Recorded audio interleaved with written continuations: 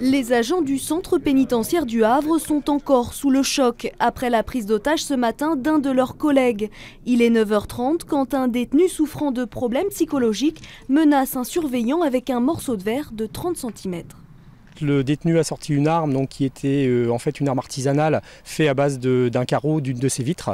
Ce détenu a menacé donc le gradé qu'il avait pris en audience en mettant cette arme sur sa nuque. Cette prise d'otage a duré plus de 20 minutes et heureusement le premier surveillant a réussi à s'échapper en profitant d'un moment d'inattention. L'agresseur a été maîtrisé. Quant au surveillant, il a été emmené à l'hôpital. Il n'est pas blessé, mais secoué par cette agression. Les syndicats, eux, mettent en cause l'article 57 de la loi pénitentiaire de 2009 qui interdit les fouilles au corps régulières.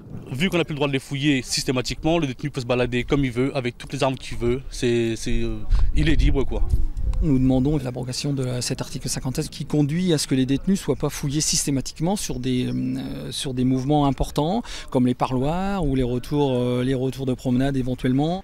Les syndicats déplorent ces conditions de travail de plus en plus dégradées et des effectifs toujours à la baisse. On se bat depuis l'ouverture parce que l'organigramme depuis le début on dit qu'il manque 26 surveillants et c'est pas pour rien. Les gradés on est souvent sous-effectifs aussi. Il faut savoir que là il va y avoir 14 premiers surveillants qui vont partir et ce qu'on nous propose c'est ouvrir seulement 10 postes en compensation. La direction n'a pas souhaité s'exprimer. Quant aux syndicats, ils devraient se réunir prochainement pour décider d'actions à mener.